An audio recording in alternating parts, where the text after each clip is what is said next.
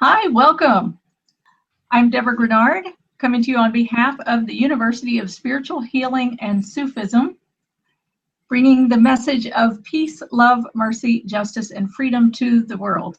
You've joined us for our live teleclass this evening. I guess this is actually a webinar when we're coming to you through the web. We're live with Dr. Susan Rahima Schmall. Welcome, Rahima. Hello. So Rahima is going to be, excellent. Rahima is going to be talking to us tonight. Her topic is Your True Home, the Sacred Space of Peace. This is our second teleclass in this. There we are. Now it's live. Hold on one second. Okay, there we are. Okay. All right, so Rahima is talking to us, your true home, your sacred space of peace. Is there something? No, I would introduce you. Okay, I'm sorry for messing this up, guys. But let me introduce Rahima to you. Rahima is, she's a faculty member and department head of the Spiritual Healing and Counseling Department. It's called the Spiritual Healing and Counseling for Physical and Emotional Well-Being Program at the University of Spiritual Healing and Sufism. She is a psychologist, a registered nurse, a master, incredible spiritual healer. She's an amazing healer. And she has her own private practice, and she has been successful at bringing the spirituality and the principles of spiritual healing into her clinical practice, working with her clients. And she has been doing this work and teaching for over 30 years. She's also director of the Healing Intensive Retreat Program at the Chatelier Sufi Center. Rahima is a beautiful person, an amazing human being, and so honored and blessed to be here with her this evening. So Rahima, as I said, you'd be talking with us about your true home, the sacred space of peace. So Rahima, okay. I'll let you take it away. Okay, thank you, Mastura. That was a sweet introduction, and I'm glad to be here with everyone. Anyone who's on here has seen any other videos that I've done knows that I like a more interactive style. I don't feel like talking for an hour and just opening it up for questions. I don't know, Mr. if you want to talk about how, if they want to ask a question or say something, they can. Absolutely. So Thank we you can for get that. a little more interactive. Yeah. So if you're on Google Hangouts, you'll see in the comments below this video, there's a link that you can click on to get to the a web page, a blog page. This is live streaming to a blog called Essence of the One on patheos.com. So you can enter essenceoftheone.com, and it's about the second one down. It says live stream, and it has the title of this teleclass. Or you can just click that link that is below the YouTube channel. If you're on the Patheos site, then scroll down to the bottom. There's a space for comments. Enter your questions in that comment section, and when Rahima opens up for comments, and I mean for questions and comments, we'll be referring there. Mariam's on with us too. She's going to help monitor those comments and questions. Thanks. Oh, great. Thank you. Okay. So the first thing I want to do is read a quote by Dr. Houston Smith. And many of you might know him. He's a preeminent scholar of religious studies, has really brought the study of many different religions to the West. And what he says is, we all carry within us supreme strength, the fullness of wisdom, unquenchable joy. It is never thwarted. It cannot be destroyed. But it is hidden deep, which is what makes life a problem.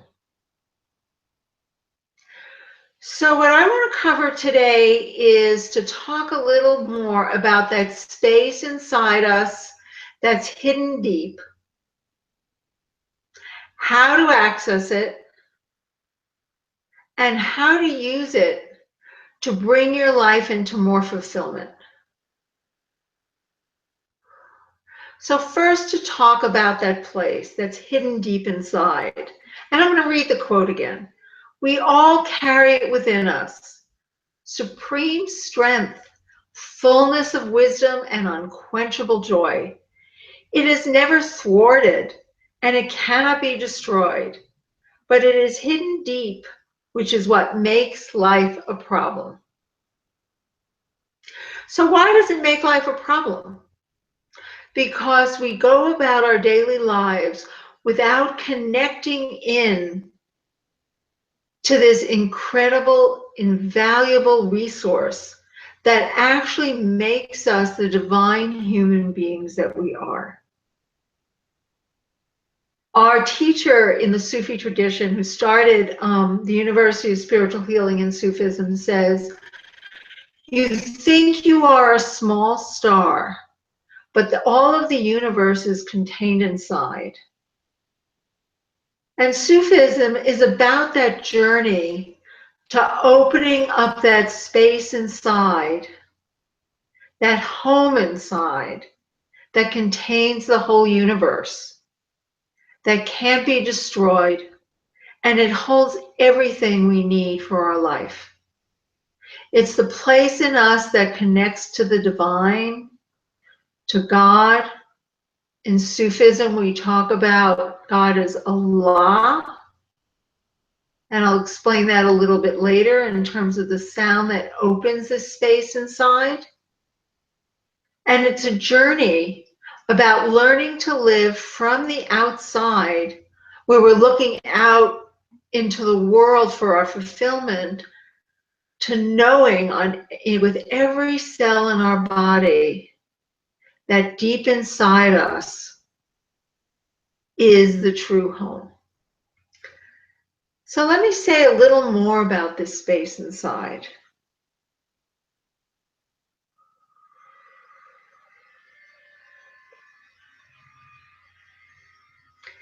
This space inside is found by traveling in through our heart. It's not found through the mind. It's felt and found through the heart. It's said that we were born pure. If you've ever held a little infant, a newborn, you can feel how they're still connected to the divine reality. They haven't fully landed in this world yet. And they hold that light, as we all do, but it's just less covered over. So we feel it and taste it when we're holding a newborn baby. You know, so everyone wants to hold the baby because that essence is so there. Well, that essence is the truth of who we are also. We're born pure, we're born clear, we're born with a deep connection to God. But what happens is as we live, that gets covered over. And that space, that place that we can call home, as I mentioned before, lives in the heart. Now, most of us know of the heart as this nice beating organ that moves blood around through it, and obviously we wouldn't be alive without it. But the heart is more than that. We're talking not just about the physical heart, we're talking about the divine heart, the energetic heart. And as we travel through the heart, we can actually move from living in this outer reality to living in a deeper reality that's connected to God. The outer reality is, I like this, I don't like that. If I smoke Marlboros or Camels, I'll be a real man. Though they probably don't have that ad around anymore. If I buy the right car, everyone's going to be attracted to me. If I just wear the right makeup, lipstick, get my teeth whitened, all of those are going to make me special. and I'll have happiness and fulfillment and my perfect beloved and everything that I need. We are sold this over and over and over again. And my guess is those of you who are drawn to this teleconference probably have moved away from that. However, it's not simply, when we talk about living in the outer versus living in our true home, it's not simply about the physical things in the world, like having the white teeth or the best car. It's also talking about letting go of our beliefs about the world, our beliefs about ourself, our beliefs about God that came through our experiences in the world, you know, after we were born, probably even in the womb, that tainted our view or covered over the wisdom and joy and love that's within. And we all develop different beliefs. The belief could be, I'm not good enough. The belief could be, I'm better than everyone else. The belief could be, there's nothing for me in the world. The belief can be, if I just make a lot of money, I'll have security. And we all know, you know, after the recession, a lot of people who had made a lot of money were left without anything. They were still looking to the outside, or we're looking to our own outside beliefs to give us that security and that wisdom. But knowledge and wisdom are not the same. Wisdom is a deep knowing from your soul, and then from the divine source of all knowing what's truth and what isn't truth. When we're looking at the world through the tainted glasses of our beliefs that got formed by wounds we experienced as we were growing up, we can't access wisdom.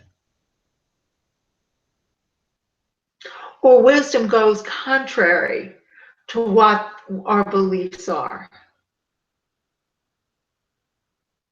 So the whole path of Sufism is clearing away the falsehood and dropping into the wisdom of the truth.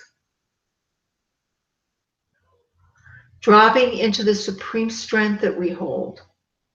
Dropping into joy. So much of the time, we equate joy or happiness, again, with something on the outside. Oh, I just met somebody I really like. I'm happy. Oh, a friend is mad at me. I'm sad. Oh, I just got a raise at work. I'm happy. But all of these are fleeting. Again, they're dependent on things on the outside. Whereas true joy that can't be destroyed, comes from that connection inside our heart that connects to the whole universe and to the divine. I just ate some chocolate. Wow, I'm happy. Oh, there's no more chocolate. Oh, I'm sad. And, you know, nothing against chocolate. I think it's my favorite thing in the world. It's directly from heaven. But if I base my joy on it, it's fleeting. So that's the place inside. That's home. And just like you want to come home to a clean home that's full of light, we want to clean those cobwebs or those darknesses that envelop this hidden, that hide this place inside, that make it so hidden. We want to clean those away so that our home can be clean, inviting, bright, and we can rest there. We can get true rest. And often the Sufis talk about resting in the arms of the beloved. God, Allah, the divine. Because in truth, the divine inhabits this home. This is where we connect to something more than our small selves.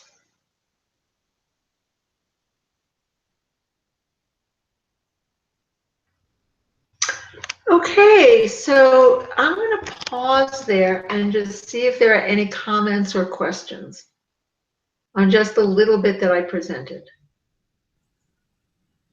Okay. Let me see here. Yes. Okay. There's someone else. Let's see. I've got to refresh the window here to check. I do have a question. Okay. As you're talking about having your home be clean, what does that mean for you? Okay. Maybe you're going to be getting into that as we go, but that's that's like a huge, that could encompass a huge number of things. Right. So I'll say a little bit about it now, and then we are going to go further into that.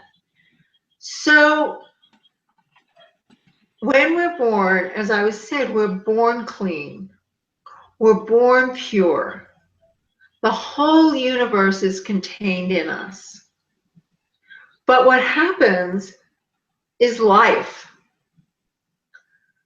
So as human beings, we want to make meaning out of events. And our minds make meaning. So somebody doesn't sit with you in the school cafeteria. You begin to wonder, what's wrong with me? You develop a sense of, oh, I'm not good enough. Or nobody likes me. And whenever we go to those kinds of places that doesn't see our true essence and our light and our beings, we're covering it over. It's like putting cobwebs. The image I have is like, you know, when with Halloween houses, they put all those cobwebs all over everything and you go through the cobwebs to get into the home. It's a little like that. We're putting cobwebs all over this home. And so it dulls the light, it dulls the joy, it dulls the wisdom, it dulls the love, it dulls the peace that is inherent in our beings. So that's what I mean by cleaning, and I will go further into it. But that's the sense of cleaning. We want to get the cobwebs out. So who we are, our divine essence. In Sufism, oh, here comes a cat. In Sufism, it's called fitra. Our divine essence, our fitra. Any other questions or comments at this point? There's another question, and maybe you're going to be getting into this as well, but it's, what does it mean to rest in the arms of God? Ah, that's a great question.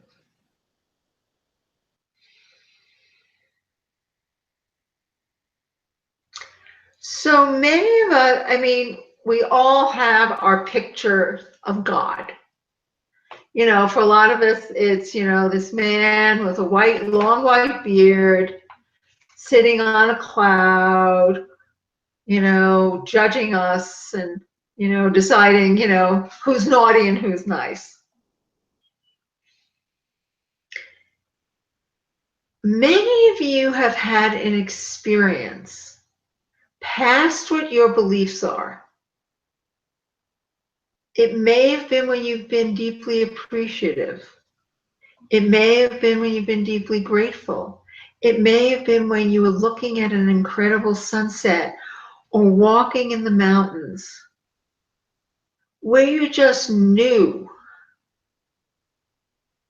there was more to this life than what was seen. That there was a force moving through your life, moving through the universe, that was bigger than anything else you knew.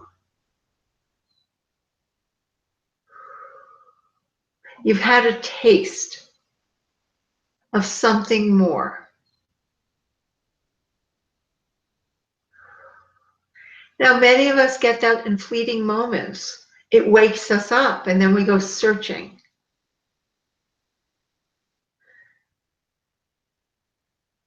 But there is a way to not continually search. There's a way that when we remove the cobwebs, we can simply rest. It's a little like, you know, tossing all the stuff off the couch so you can lay down. That we can actually know this unseen force of love that moves through the universe. We can actually know it with certainty. And when we have that certainty, there's a way our whole being just rests. It's like, oh, I don't have to do it all myself. Oh, I don't have to run on this hamster wheel. Our beings can just go, ah, there's peace and safety and love that's surrounding me and is in me.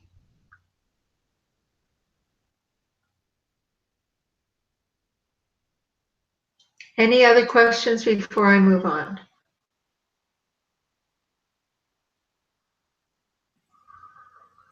That looks like it for now. Thank you. I love that answer. It's beautiful. Oh, thanks. Okay, so we talked about this space inside that's hidden, but pure and connects with the light of God.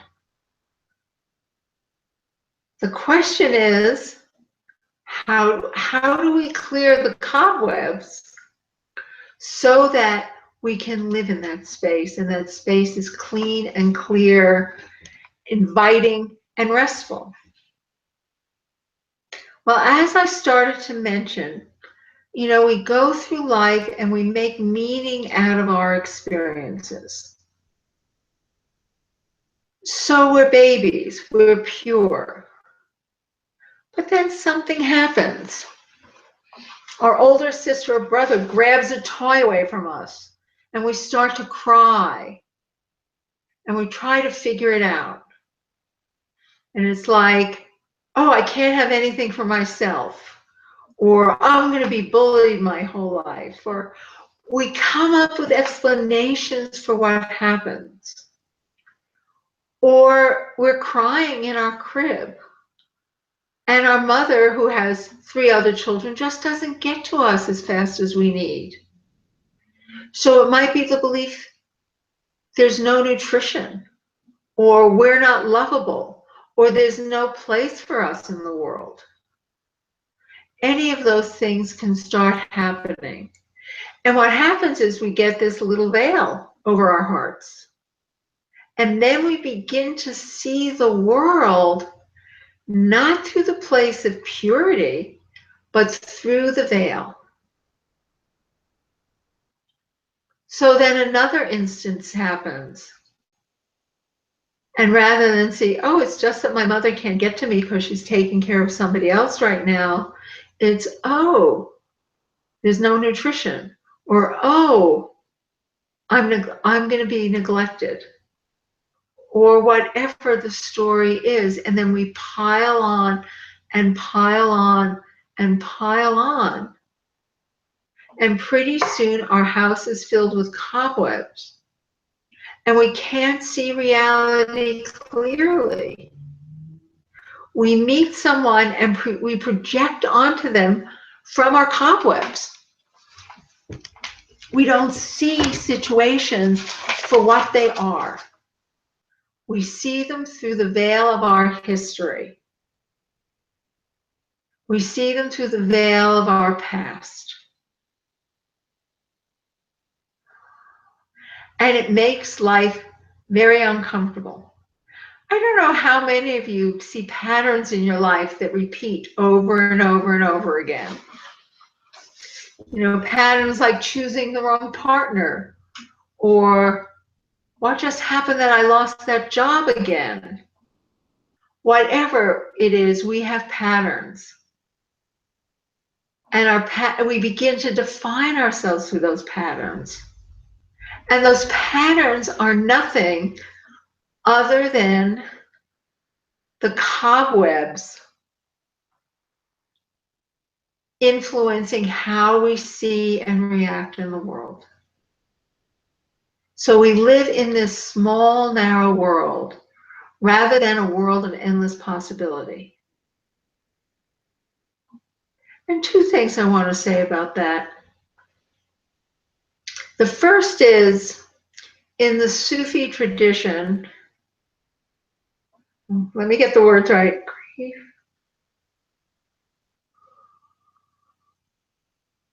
Okay. That those who come close to God, who are brought close, do not have grief nor fear.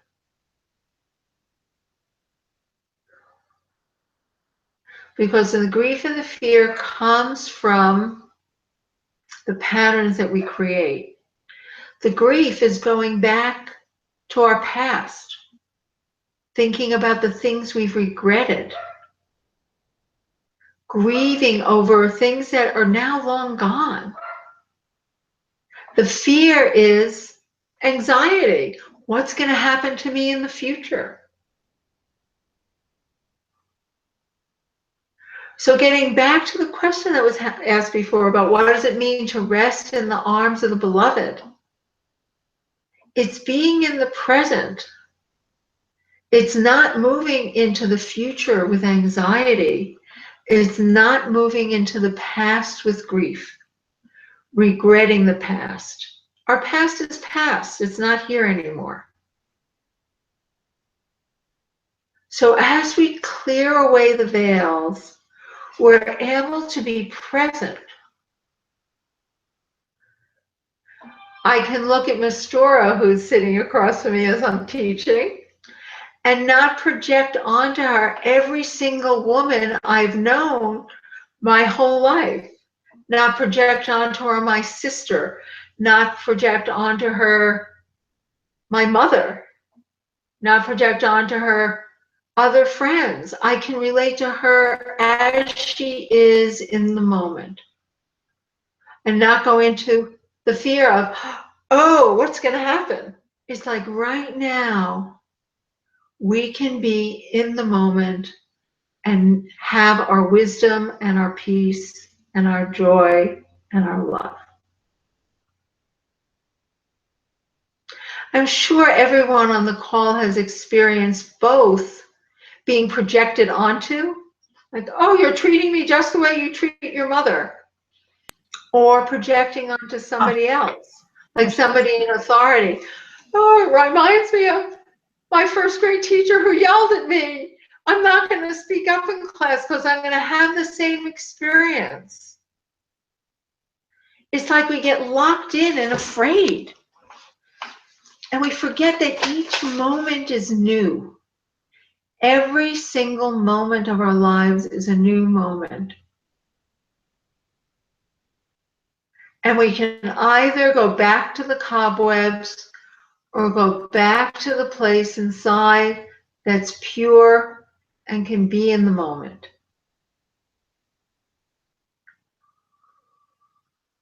The other thing I wanted to say about it was removing the cobwebs and dropping into this place of light and wisdom and endless possibilities, actually. Because when we're caught up in our patterns, possibilities close. You know, it has to be done this way. This is how my parents did it. This is how I'm going to do it. I know that this is how the outcome's going to be, so therefore this is what I'm going to do. It encloses us. It constricts us. It's a little like sitting in a room. Like right now, I have two bare walls behind me. So I can be in this room and I can believe that this is the whole universe. I don't know that there's anything outside of this room. My possibilities are limited. They're limited by my past experiences or my fears of the future. But there's a whole world past this room. And when I let go of the beliefs and the fears, those possibilities emerge.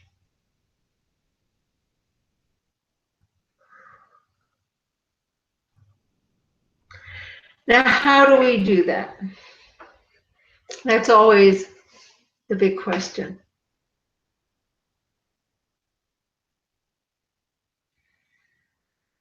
Well, in Sufism, we do a very simple practice.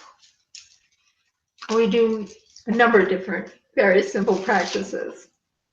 And they're called dhikrs, D-H-I-K-R, which means the remembrance. It's remembering God, remembering that the light of God and this place we call home is inside our hearts. And as we do these dhikrs, or repetitions of names for God, those cobwebs, well, two things happen. One is that place inside our heart goes, oh, I'm real. I can light up. And it begins to light. And the fire from that light begins to burn the cobwebs away. The other thing that happens is we begin to see that many of the things that we have believed or we have thought or held as truth might not be. So we begin to let that go. And in letting that go is freedom.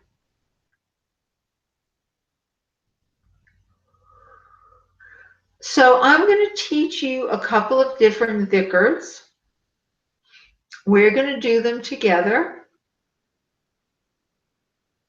I'm going to guide you through. I'm going to ask for feedback, and then we'll go on. Are there any other questions right now before we proceed with the practice?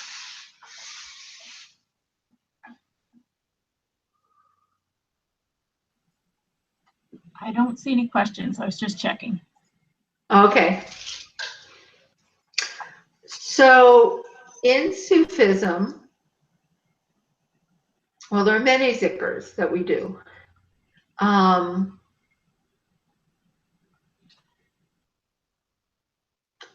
one that I'm drawn to do right now is La ilaha illallah. And what that means is there is no God but God. Sounds pretty confusing. There is no God but God. But if we go back to what I was saying about the stories we tell and the beliefs we hold, anything as simple as if I smoke camels, I'll be a real man, to, you know, there's no place for me in the world, or I'm not good enough, or I'm the best thing that ever happened since sliced bread. Whatever it is, we create those into gods. because, or if I just have money, I'll be secure. They become our God, and they cover over our hearts, and they become the guiding principle of our life rather than the actual light. So what we're saying about this is not God. There is only one God, the divine creator of the universe, the light that lives inside of us. And we do this in Arabic because Arabic is one of the sacred languages. And a sacred language is one where what you're saying actually evokes what it is you're calling. I think I said that quite right. So English is a symbolic language. You know, we use symbols for things. Whereas the sound code embedded in the Arabic language, embedded in the names we use for God, actually brings the light of what we're calling to us. And a little bit later, I'll talk about qualities of God, so that when we're calling, let's say, on the light of peace, as-salam, it helps build peace. But for right now, we're going to do La ilaha illallah. And what I'd like you to do, if you're sitting, some of you may be listening while you're driving, some of you may be cooking dinner while you're listening, but I would just encourage you to just stop and ground. So we're going to start by I'm going to encourage you to feel your feet on the ground. If you're sitting, feel your back against the chair.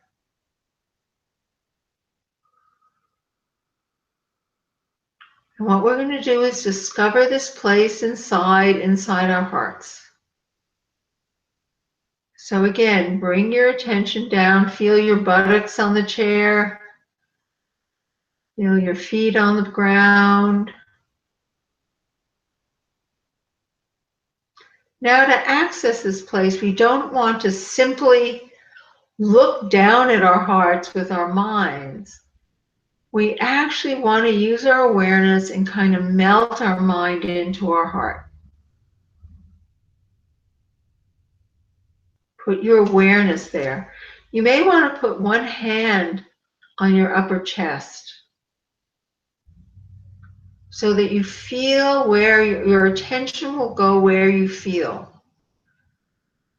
So feeling the heart center. Dropping your mind there.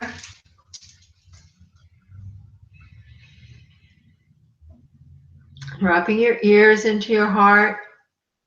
And just breathe in and out through the heart center. As if there's a mouth there. So the air is coming in through the heart and out through the heart. In through the heart, out through the heart.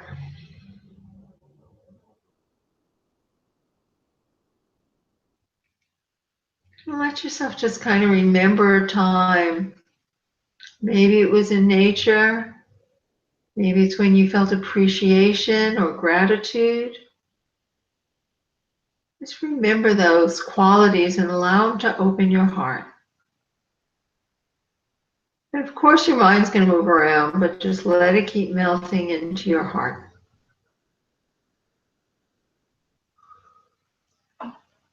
And we're going to do the recitation of La ilaha illallah. You can either join me or just listen silently, but just keep bringing your awareness back to your heart center.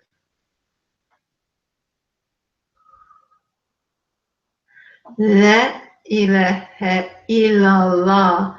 La ilaha illallah.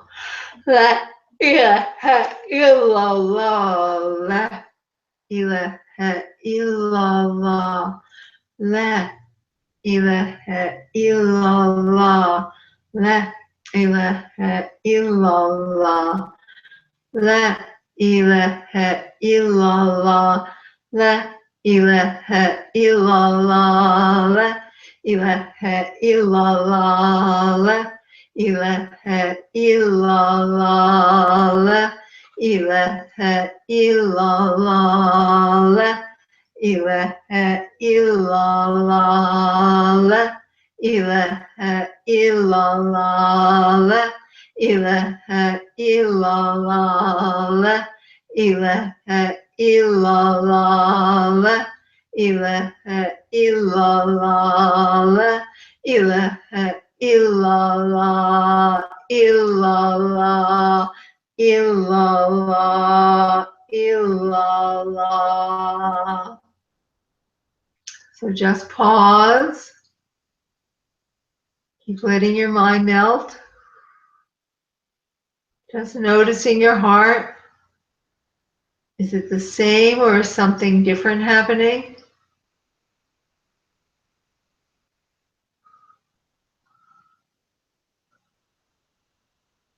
Notice where you're going in terms of worry or regret.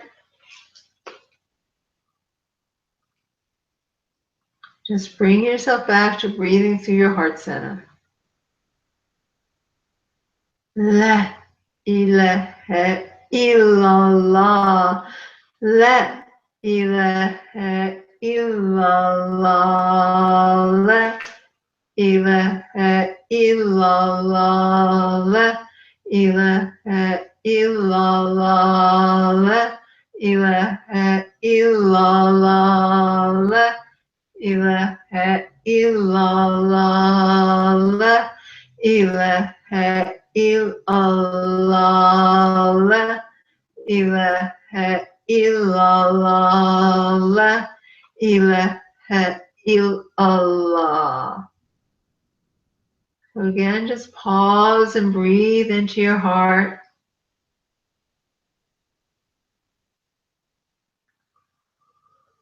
And just notice, is it the same or is something different happening?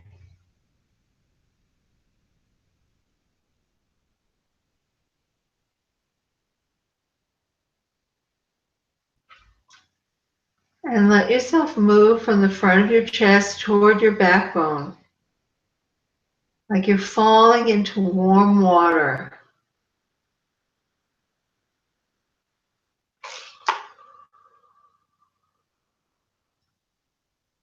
And let yourself just rest.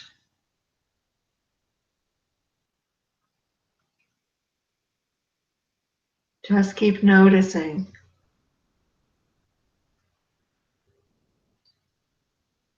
What's happening for you.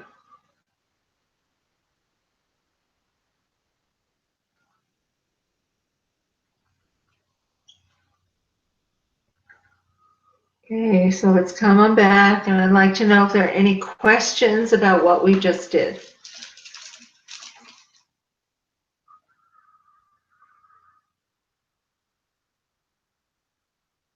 Or comments or reports.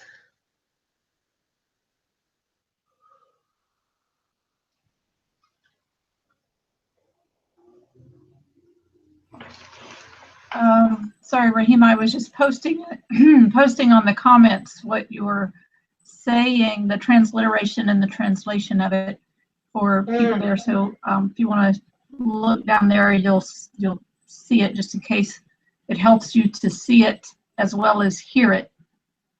And thank you.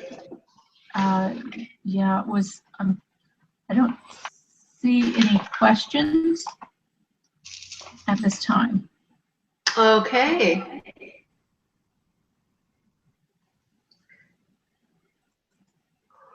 Okay, so let's go on.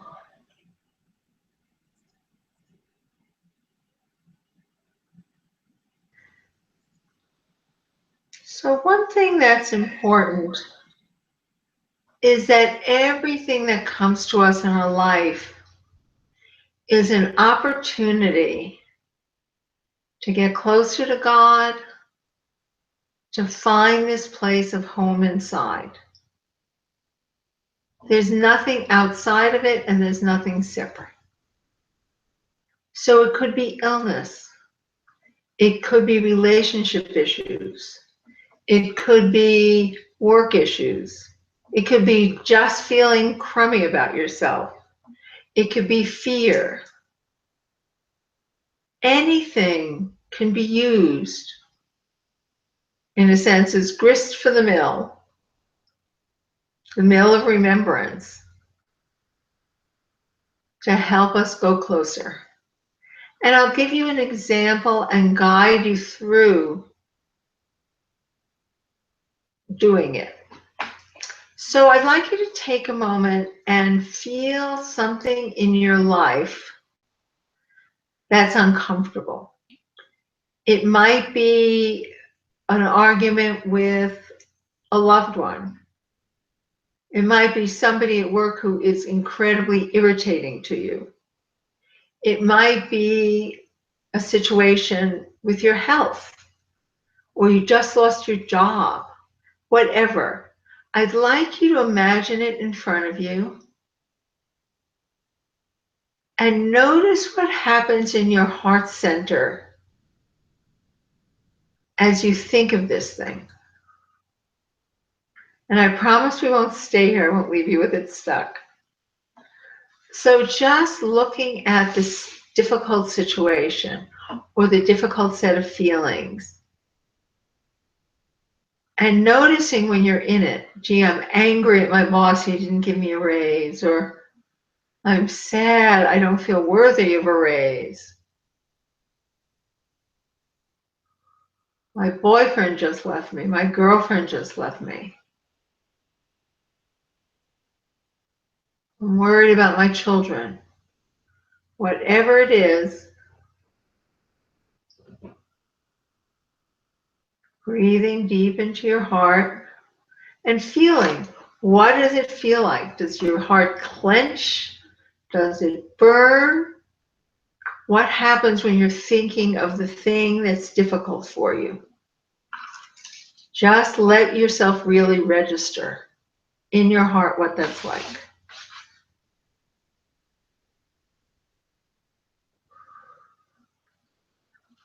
Now I want you to breathe into your heart like we did just before.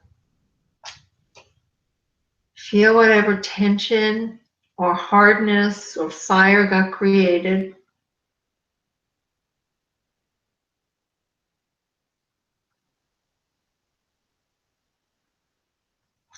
And we're going to hold that tension or hardness or fire. We're going to hold it like we would a baby that was upset. Just kind of swaddling it with love and mercy and peace.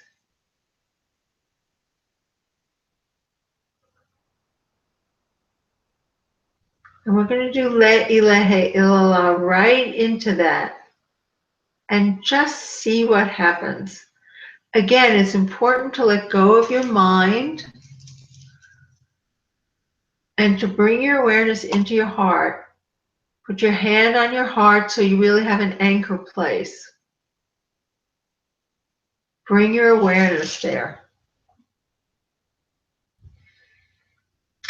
La ilaha illallah.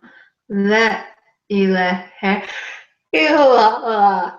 La ilaha illallah. La ilaha illallah. La ilaha illallah. La ilaha illallah. La ilaha illallah. La ilaha illallah. La ilaha illallah.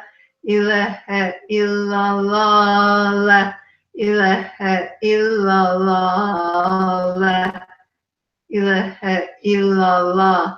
Illallah. Illallah.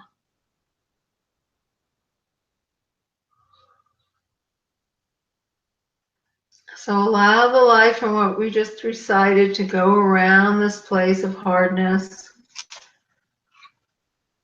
with the love, just holding it And just notice if there's a shift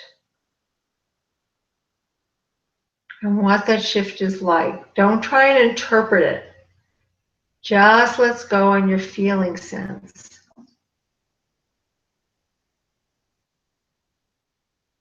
I imagine that at least most of you have felt some difference.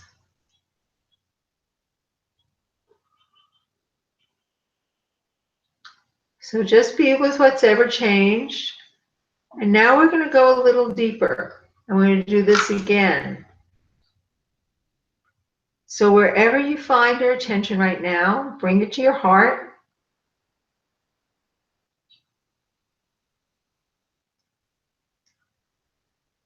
Bring it to your heart.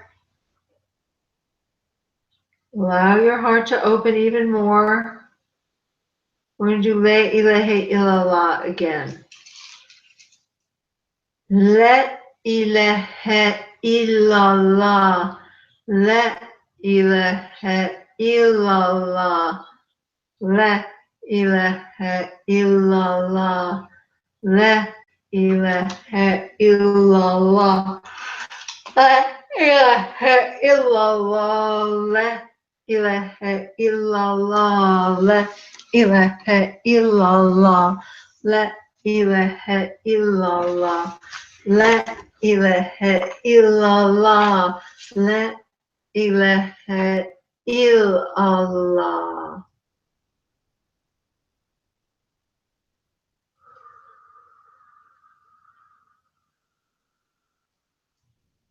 So just notice what's going on. If it's the same or if something has shifted.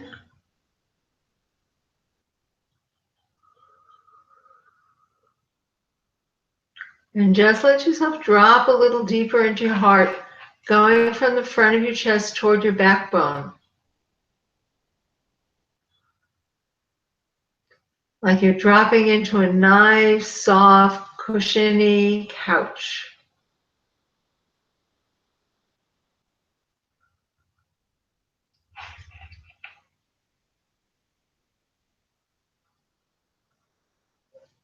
And one more time, we're going to do La ilaha illallah. La ilaha illallah. La ilaha illallah. La ilaha illallah. La ilaha illallah. La ilaha illallah. La ilaha illallah. La ilaha illallah. La ilaha illallah. So again, just notice if anything has changed for you.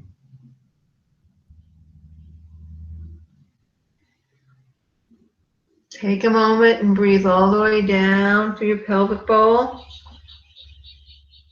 Renew your grounding to the earth. Open up the bottoms of your feet.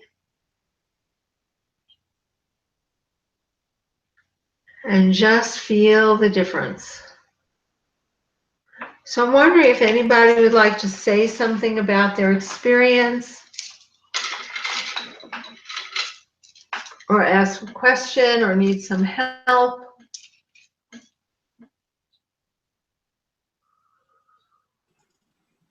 Let me say again, for people who have joined us, the way to ask questions, if you go to the blog post, if you're watching us on Google Hangouts, you can go to essenceoftheone.com. The second blog down says live stream, and it's the title of this talk, which is Your True Home, Sacred Space of Peace. Yes, I know that. Scroll all the way to the bottom, and you can type your questions in there at the bottom of that blog post, and we'll answer your questions there.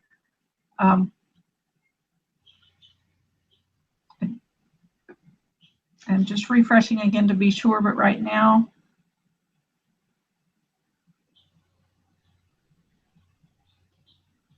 okay, somebody is texting me that there was maybe a connection problem there for a little bit. Oh, bummer. Yeah, I can't actually tell it myself, and I'm trying to find out if other people are experiencing that too. If so, I do apologize. I don't see any additional questions at this time, Rahima. Okay.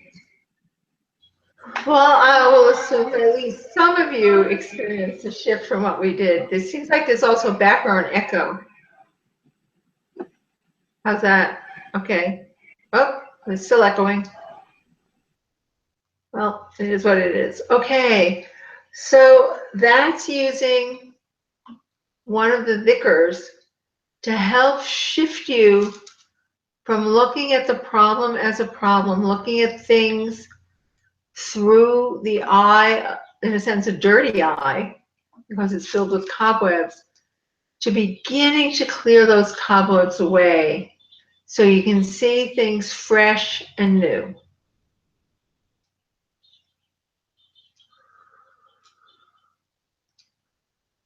So now I wanted to talk a little bit about qualities and a way to work with your life and your home using qualities or bringing yourself back home.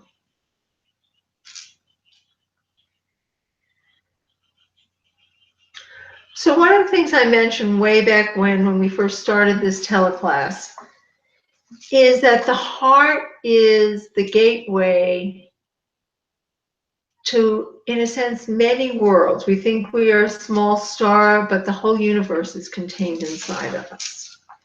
And there are many layers or worlds within the heart. The first world is this consensual reality that we live in. You know, this place where we, as I mentioned before, it's like, I like this, I don't like that, where we're judging. The deepest world, which we call a hoot, though there actually are worlds behind there, is the realm of just pure white light, the essence of God in a sense. So that light comes in,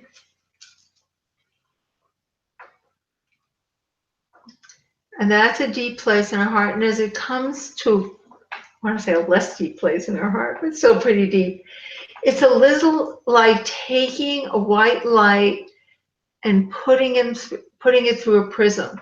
And then you get this whole rainbow of colors. So the white light divides into many, many different colors.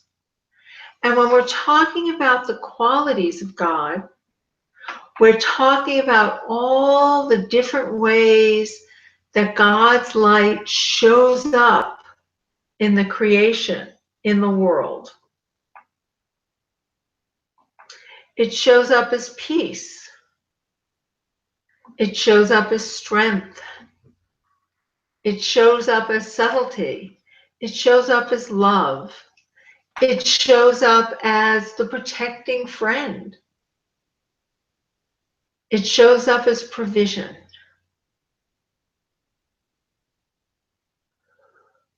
And we can travel on the different streams of these qualities with anything we need in our lives, back to the source, back to the white light, to the source, to God. As I mentioned before,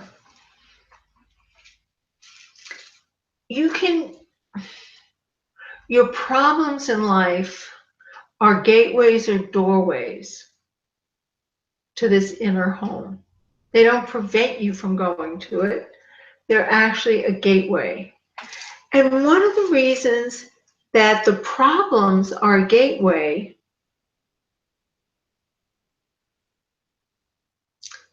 is they often force us to look for resources beyond our small self capabilities. If I could do everything myself, or if there was nothing that was a problem in my life, why would I have to search for something more? It's said in Sufism that our neediness is what calls God. And when we're in a problem or an issue of our lives, we're needy. We need something more than our small resources can come up with. Something new has to happen. We can't figure it out from the four walls of our small room. We need to open up to the world of more possibility, of endless possibility. So we're needy in those places of pain, in those places of hardship, where things are not going the way we think they should. But they're actually gifts for us to go deeper and call on the divine qualities of God, as well as directly with God through our home, in our heart.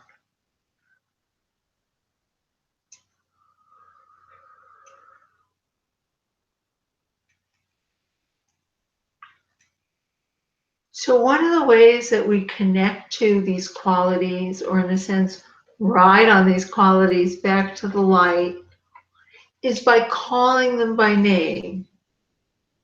Oh God, you are the protector. Oh Allah, you are the protector. Oh Allah, you are the peace. Oh Allah, you are the love. I'm needing love right now. And oftentimes when we call in these qualities like peace, or I was working with somebody, I have a healing practice, and I was working with somebody today on a place inside that felt a lot of shame. And I was using a quality called kudus, which is the holy. And she was like, oh, I don't think this place in me can know that yet. So sometimes when we call on the qualities, they flush up the stuff, the cobwebs that need to be healed.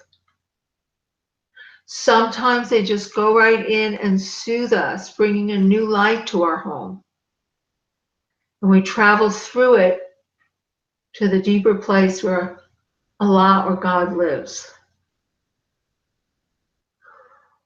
When we call on holiness, we remember the holiness in our own hearts. When we call on peace, we remember, and not just with our minds, like, oh yeah, I remember that, but our whole being lights up with a remembering. Oh yeah, this is what it's like to be in peace. This is what it's like to feel love. Oh, this is what it's like to know that I'm holy. Our whole being lights up with it. So we remember.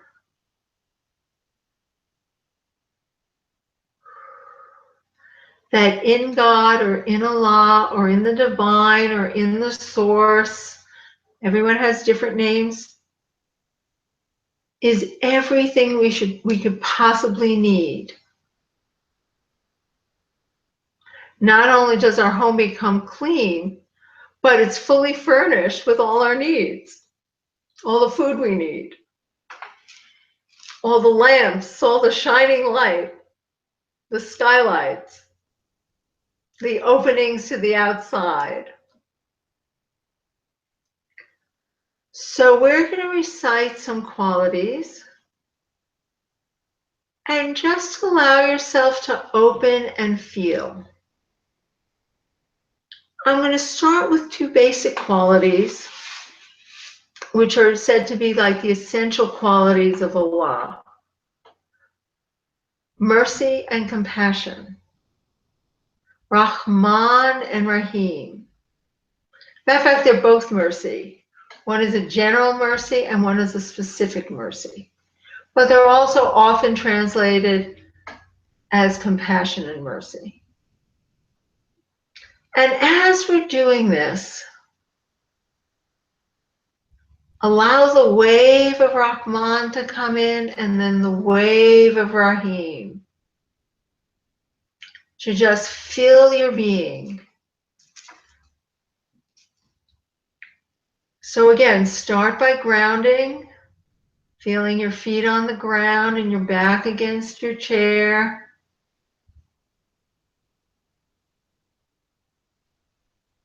Let your mind relax if it can.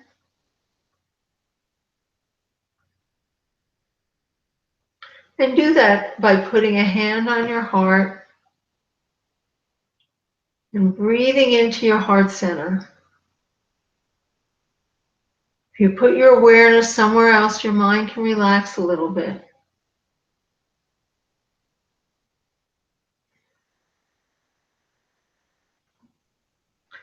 And I'm going to recite it at first as Ya Allah, O God, Ar-Rahim, Ya Allah, Ya Allah, Ya Rahman, Ya Allah, Ya Rahim. O God, O Rahman, the compassionate, O God, Ar-Rahim, the merciful. So just allow it to come in and receive it. Ya Allah Ar-Rahman, Ya Allah Ar-Rahim, Ya Allah Ar-Rahman, Ya Allah Ar-Rahim, Ya Allah Ar-Rahman, Ya Allah Ar-Rahim, Ya Allah Ar-Rahman, Ya Allah Ar-Rahim, Ya Allah Ar-Rahman, Ya Allah Ar-Rahim, Ya Allah Ar-Rahman, Ya Allah Ar-Rahim, Ya Allah Ar-Rahman, Ya Allah Ar-Rahim, Ya Allah Ar-Rahman, Ya Allah Ar-Rahim, Ya Allah Ar-Rahman, Ya Allah Ar-Rahim, Ar-Rahman Ar-Rahim, Ar-Rahman Ar-Rahim, Ar-Rahman Ar-Rahim, Ar-Rahman Ar-Rahim. So do the best that you can, just open, feeling your heart opening, perhaps feeling a little more compassion or mercy in your being. Just breathing in the qualities Rahman and Rahim. And let that deep space in your heart open.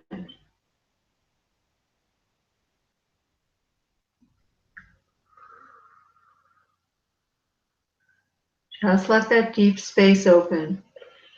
Ar-Rahman Ar-Rahim, Ar-Rahman Ar-Rahim, Ar-Rahman Ar-Rahim, Ar-Rahman Ar-Rahim, Ar-Rahman Ar-Rahim.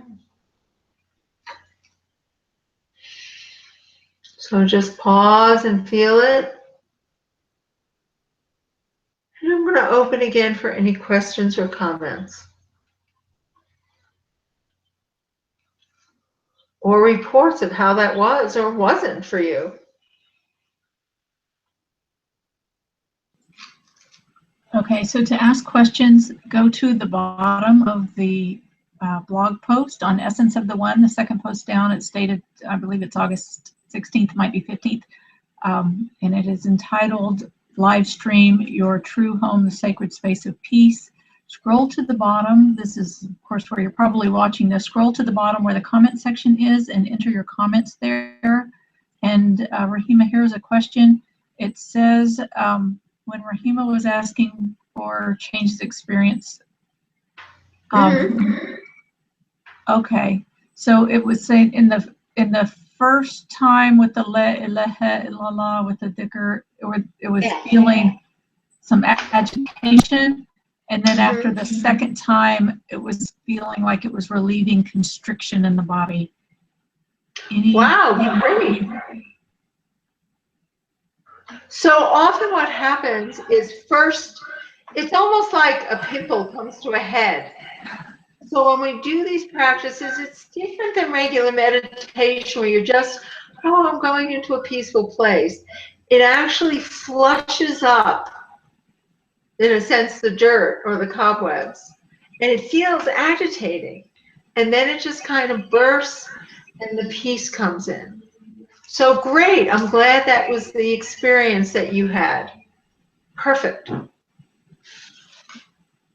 Any other questions or comments? And again, we only did this practice for a very brief period of time. You know, to really get a full effect, really find a quiet place or a noisy place and just sit and ground and do it for 10 minutes, 20 minutes, 30 minutes, an hour. The best time to do it is in the middle of the night.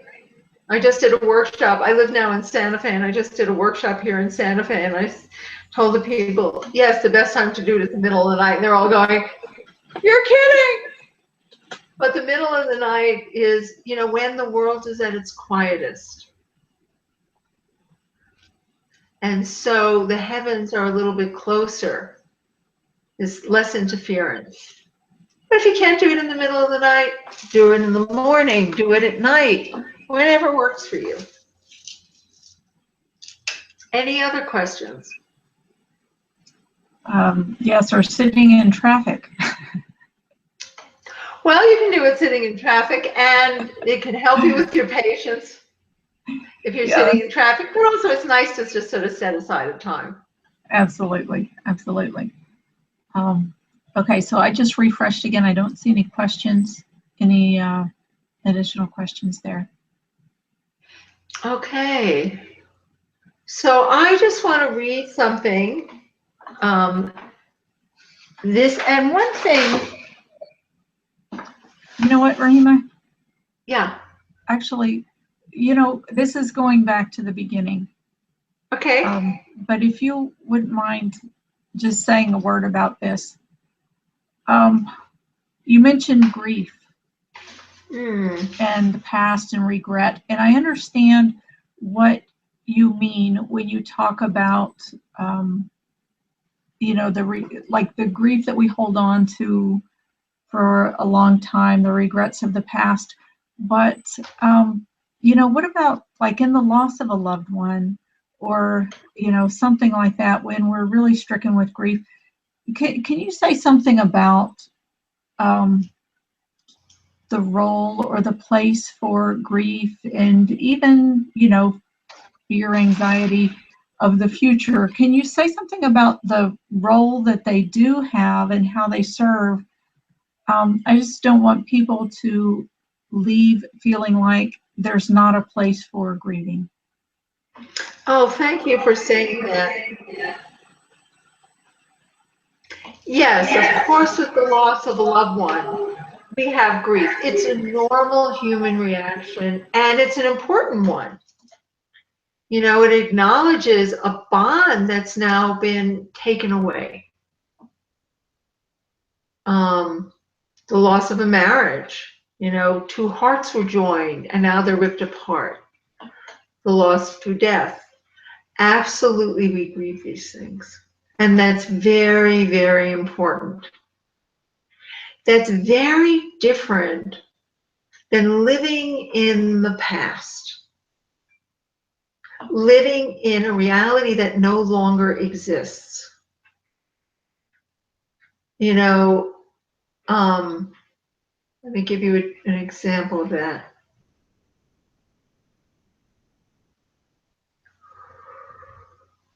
Well, for a long time, I was, quote, grieving or regretting, you know, the love that I didn't believe I received in my family. And it colored my world. And in a sense, I made it my God because it was my truth, my truth. And when we're talking about not grieving the past, you know, I'll have people say to me, if I had only had a better childhood, my life would be fine now. If my father hadn't beaten me everything would be okay. I would be confident. I'd be a different person. You know, that's the grieving and the being stuck in the past that I'm talking about.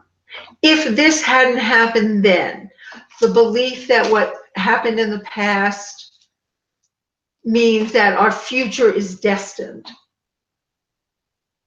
So that's the grief that I'm talking about, not the normal grief of, oh my gosh, I just lost something. You know, as a psychologist, I have people come and say, oh yeah, I had this lousy childhood, and if I didn't have a lousy child, you know, it's this fantasy that if I didn't have this lousy childhood, my life would be all roses. But we all have whatever we had. And then the anxiety of the future. It's not that we shouldn't plan for the future. I remember one day waking up and going, oh, worrying actually doesn't do anything. It doesn't help. It just makes me think I'm doing something productive, but I'm really not. So when I'm talking about letting go of anxiety about the future, it's when we sit and worry. It doesn't mean, oh, I have a child that has to go to college, you know, 10 years from now. I'm going to put money aside for them. But if I sit and worry about, oh, how am I going to get the money for them to go to college? How am I going to get the money for them to go to college? How am I going to get the money for them to go to college? That just keeps us stuck. So it's a different kind of an energy than just simply, I need to plan for the future. So does that answer your questions, or is there something you'd like to add? No, that's very, very much. Thank you. I just wanted to, you know, make sure that people understand the role and the balance there. Yeah. And so, you know, what I'm hearing is that when we're not, like what you were just saying about the future, when we're not looping in the worry about how something's going to happen, we can drop into the trust. And that's like what you were saying about dropping into the arms of God. And, yes, exactly.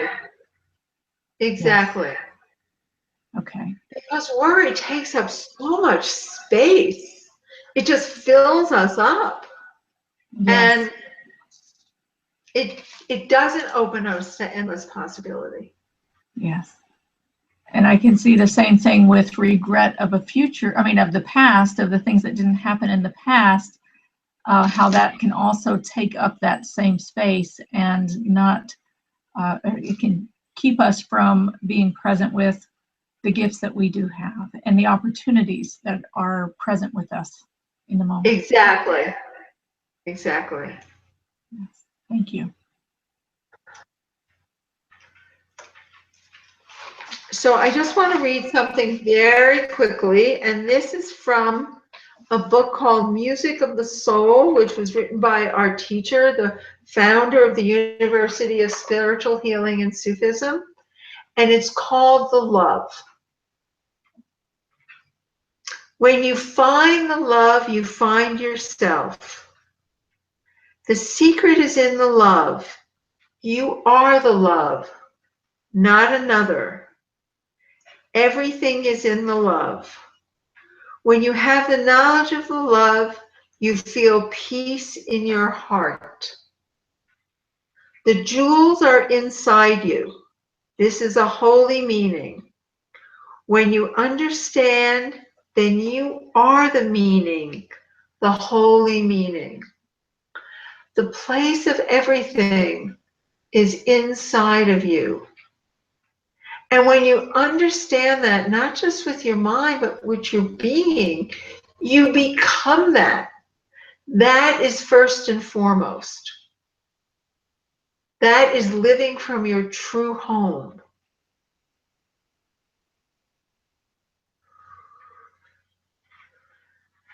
The love knows no differences. If Muslims, Jews, Christians, and the people of any other religion knew their religion well, there'd be only one religion, the religion of love and peace and mercy.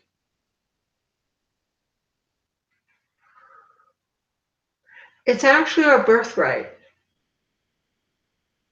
And as I said at the beginning, it's never thwarted and never destroyed, but it's hidden deep inside. And we all need help to find it. We need the help of God. We need the help of each other. We need the help of people who have gone on the journey and know the way. And that's why we're presenting this, because what we want for the world is love, peace, mercy, justice, and freedom. Do you want to say a little bit about the school program and how that helps bring that and helps people find the home in their heart? Lester? Sure. The school program is a program that is like no other that I've ever found. It is, the mission of the school is to bring that peace, love, mercy, justice, and freedom. We're here to really, there's a saying in one of the stories in Sufism is about tasting the honey, so to speak. It says you can show someone a jar of honey and they can say, yes, it looks like a thick liquid, it's golden, you can tell them it's sweet, you can explain all about the honey, but unless someone really tastes the honey, they don't know what honey is. All of these things that Rahima is speaking of and giving you a little bitty taste of, the school really, when you enter into this container, it really takes you and walks you through your own personal transformation in your own personal journey to rest in the arms of God, to learn the tools to wash your heart and to wash and clean. One of the meanings of Sufism is purification of the heart. So to really use these tools to wash and purify the heart. And we teach what is called stations. It's something that our teacher has written about quite a bit. There's stations of the way of along the path of moving from the reality. I mean, the truth is we subsist in the arms of God and in the ocean of compassion and love and mercy all the time. But our awareness is covered over and clouded by these cobwebs that Rahima was talking about. So what we do is we help you to clean these cobwebs and to turn the heart. One of the names for the heart is Kolb. The heart turns between the reality of this dualistic or multiplistic, is that word? The world that we live in of multiplicity, to turn to that world of unity, which is accessed through the heart. It's an incredible world that we get to touch into. And the school program is one that teaches you how to clean the cobwebs and walks you through cleaning the cobwebs so that you are more and more subsisting in the conscious awareness of the reality that is your true reality, your true essence. And it's that home that we all yearn to return to while we're on this journey. It's what we came from, that Rahima talked about, where the baby comes from, and that knowing of this place lives deep in our hearts, and deep in our hearts we're yearning to return there for this entire journey, right? And so this gives you the tools and the experience and the knowledge and the wisdom and all of those things that Rahima was talking about to return. And we teach a number of techniques. We teach healing, we teach about herbs and foods, we teach about different healing prayers, and all of these things that you can use for yourself and also for your patients, for your clients, depending on what kind of field you're in. We've had people from, if you see other live streams we've had on this blog, we had a panel with various kinds of healers. We had acupuncturists and a doctor, a physician, and a life purpose coach on one of the live streams. Shams and I have been doing a program. Shams is a acupuncture physician. We've been doing a program on healing racism and bigotry. And we had another live stream that was with people from the legal fields, you know, about how they use this work in their practices to help people to create more peace in their families and in their lives, and you know how they view the social justice in the world through the lens of what they're learning. So these teachings are very applicable to any walk of life, in any profession that you're in, where you're wanting to be in service and where you are in service to people. So what we offer is Masters of Divinity programs. We have a few different tracks. We have a healing and counseling track for physical and emotional illness that Rahima is head of. We have one for peacemaking and one for ministry. And so it's an incredible program. As I said, we have a new class that's starting in October 29th. So if you're interested, now is a great time. Whoops, sorry about that. Now is a great time to connect with one of our admissions specialists to just get more information about the program, find out if this is right for you. And we'll put a link in the comments also. I'll update the blog post with it. It's SufiUniversity.org, and that's S as in Sam, U, F as in Frank, I, SufiUniversity.org /info, INFO. And that has a couple of links there. It has a link to find out more about the academic program. It has a link to schedule a time to speak with an admissions counselor. It has a link also to get notifications of further future programs for this Journey Home series. We have a number still coming on this series as well. But if you're interested in the school, go ahead and connect with an admissions counselor now, and you know, just get your questions answered, get a dialogue going. There's no obligation. We're not a hard sell kind of people here. You know if it's right for you. We help you to find in your heart if it's right for you. And if your heart is called and it is right for you, then you know we'll support you on anything that you need to help you to get to where you're meant to be. There's one thing, you know, that Rahima also mentioned: provision. When God sets out a plan for you in this life, you can, it's like there's no doubt that if you're meant for something and something is meant for you, that God is going to give you the resources to have that in your life so that you can do what you've come here to do and learn what you've come here to learn, serve in whatever way you've come here to serve. And so, you know, if you feel like there's a calling in your heart, go ahead and make that connection and we'll see what doors open. We'd love to answer your questions. Again, no connection. No obligation. It's SufiUniversity.org /info, and just click the link to speak with one of our admissions counselors or enrollment specialists. Okay. Anything else for you, Rahima? No, that's all. I just want to thank everyone for tuning in and joining us. And if you have any other questions, you know, Mastura is available, I'm available. Please don't hesitate to contact us. So thank you. Thank you very much, Rahima. And all of you listening, thank you for watching and listening and being a part of our program today.